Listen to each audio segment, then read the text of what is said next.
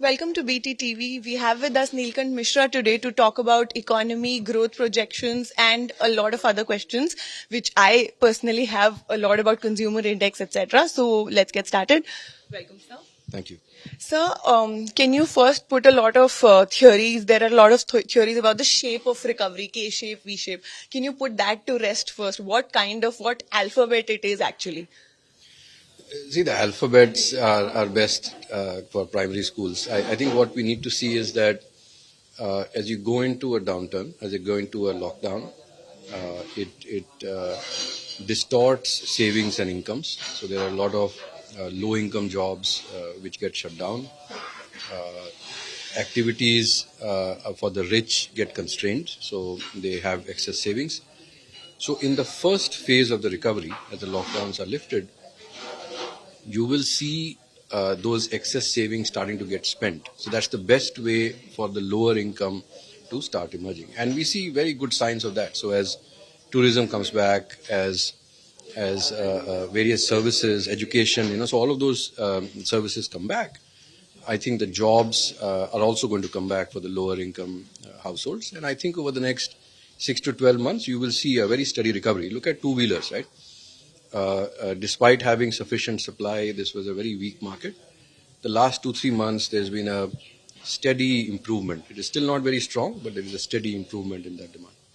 Good that you spoke of two-wheelers and the auto industry. It has been under a lot of pressure in terms of supply side demands and fuel prices going up. There's a lot of external factors at play. What can a country which is dependent on imports do in such a case to navigate and sort of de-stress itself?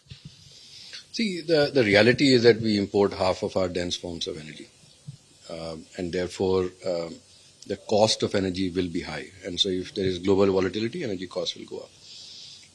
What needs to happen from a consumption perspective, from the perspective of protecting the industry from volatility, is that you keep the fuel prices less volatile. Right? So I think very prudently, when oil prices were plunging during the pandemic, the government raised excise duty. And as the crude oil prices went up, they started cutting that excise duty. So I think the objective should be to keep retail prices steady, though not overly protective, because the last thing it's also about affordability, right? So we have a significant balance of payments deficit right now, which we need to bridge. So some amount of that pressure needs to be passed on, but if you pass on too much, it becomes it breaks a few things. So I think keeping fuel prices steady is extremely important. We also need to accelerate the transition towards about forms of energy which we have enough of. For example, we do have coal, we have renewables like solar, and there's quite a bit of solar available in India. But for that, we need to electrify our transportation. So I think prioritizing capex in railways, I think the government has done a phenomenal job with national highways, expressways, even state governments have done an exceptional job. But I think we need to get the railways capex, and this year it's going very well, and I hope we can continue building on that momentum. At the same time, the electrification of two-wheelers, the electrification of cars, personal vehicles, electrification of heavy commercial vehicles, I think all of those over the next 10 years we need to prioritize so that we can start shifting to more domestic forms of energy. What about jobs and in terms of consumer confidence going forward? How do you see that shaping up? So one of the most reliable indicators of the job market is the demand for Narega, right? So because it is only the very desperate who will want to work for 200 rupees a day in the hot, searing sun. This demand had shot up during the pandemic, during the lockdowns, because people went back to their villages, they had a shortage of jobs, and they were desperate and they sought this work.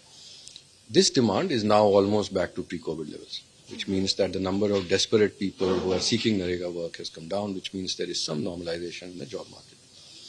Where I think that significant improvement can happen going forward, especially at the lower income levels, is in the construction market. So the real estate market, which was supposed to have recovered in 2018, and then if you remember, there was an NBFC problem, which led to the bankruptcy of some housing finance companies and then some real estate companies. Then 2020, this was supposed to have normalized, and COVID hit.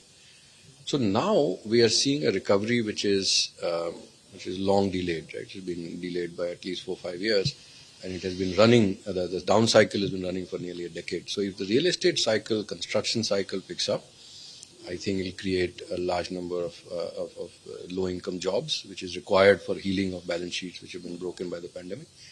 Second is state government capex. So in the last 2-3 years, most people could work from home, but governments are not geared for work from home because there's less use of computers, it's more about physical files and all that. So as the governments are now coming back on track, their ability to undertake these investment projects and accelerate the progress is now improving. And what that should do is that this exceptional tax to GDP that we are seeing will then start to translate into more concrete capex projects. And we hope that in particular the state governments stay a bit more disciplined with their spending, because some of them are resorting to reverting back to the old pension scheme, and so running out of ideas to spend, they're just throwing it on what are actually very unproductive ways of spending. Instead, if they do a lot of capital spending on infrastructure, building hospitals or important things, it will also create a lot of low-end jobs. Lastly, I wanted to understand there's no one India, right? And it's such a heterogeneous, small little markets. So from a policy perspective, economy, and even political perspective, how do you approach as an economist? How do you gauge where the country is headed? Which India are you talking about? And overall, how do you see a solution to it, so that there is progress? I know it's a loaded question in terms of progress and development, but how do you approach this whole problem, because it's a heterogeneous problem? So it is a heterogeneous country, and it is also not as centralized as we normally consider it to be, right? And I don't want to blame you and your firm, but Delhi-centric media makes it sound like everything is happening at the central government. I think the provincial governments, the state governments are extremely important when it comes to the working environment for individuals, the operating environment for businesses. So so all constitutionally they have access to the constitutional rights on land, on labor, on electricity, on energy, on environmental compliance, a whole range of things.